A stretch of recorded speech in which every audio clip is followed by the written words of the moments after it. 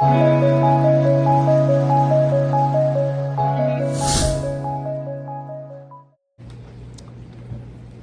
what's going on, guys? I'm Nick. I'm the owner and operator of Nick's Aquatics.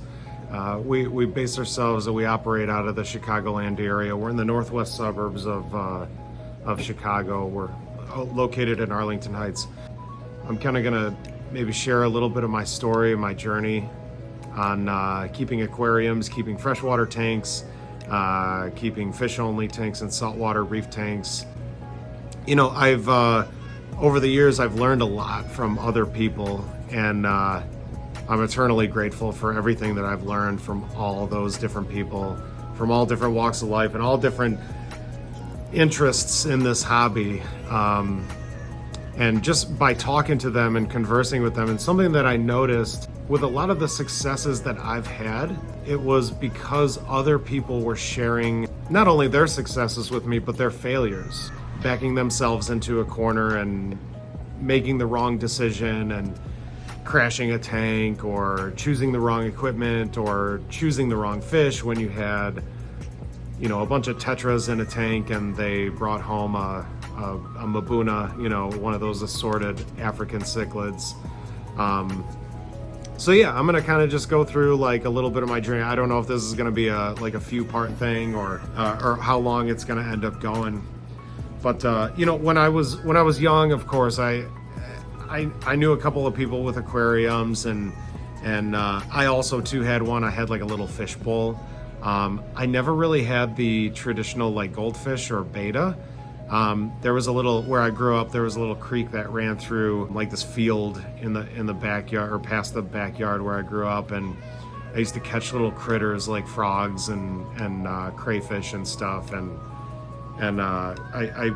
my mom set up like this little, it was probably like this little 1 gallon, no filter, just straight tap water in it. And you know, she let me keep these guys. And you know, that as a kid will, like it ebbs and flows, and I eventually moved on to other interests. But it's about maybe in my adult life then 15, 16 years ago, I remember my mom dug up that 1 gallon fish bowl that, you know, I kept all those critters in when I was a kid, and she was like, "Hey, do you want this?" Or I'm gonna throw it out. I think, you know, I was probably around 20 years old, and I was like, "Yeah, sure, yeah, let me try it." And I remember I went to one of those local big box stores and threw a couple of fish in it, and I was absolutely hooked again.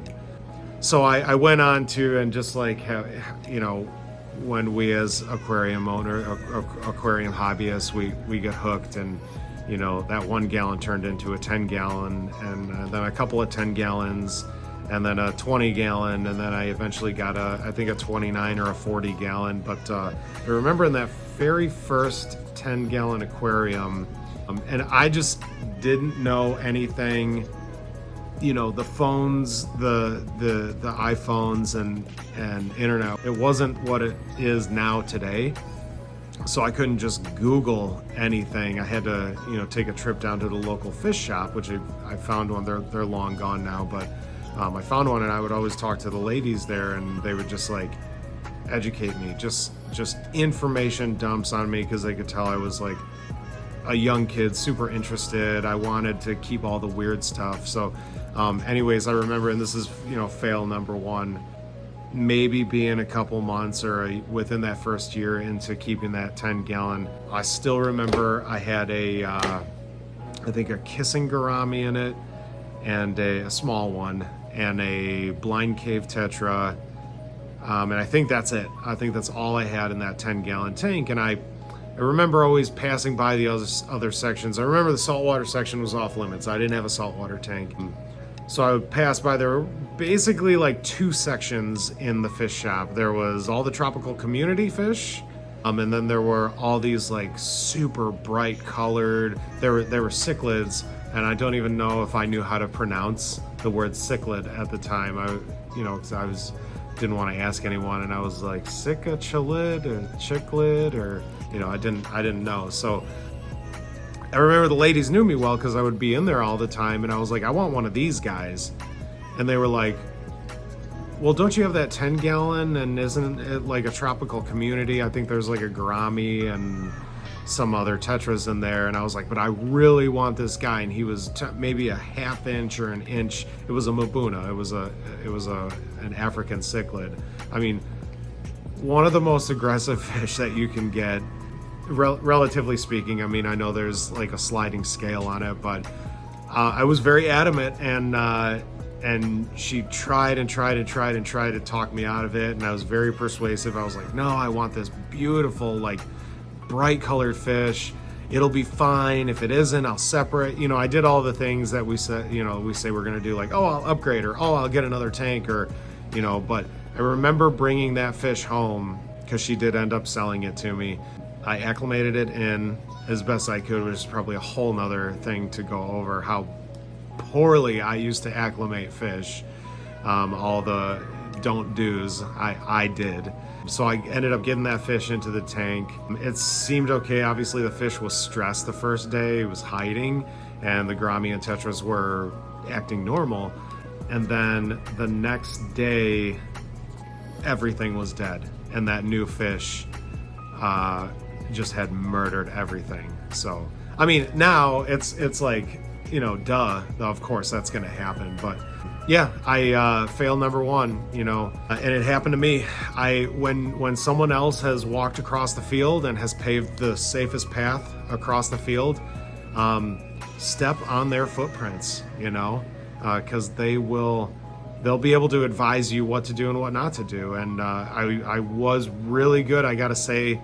I used to be really good about stepping in those footprints, but then when I wanted to start to make my own path, and I absolutely disregarded what the lady at the fish shop was telling me, not to get this African cichlid, I got it anyways. Brought him home, killed everything in my tank. I scooped him out, brought him back, and I was like, hey, I gotta just give this fish back. He killed everything in my tank. And of course she was like, oh, really? Did he? So yeah, definitely lesson learned. Big fail there.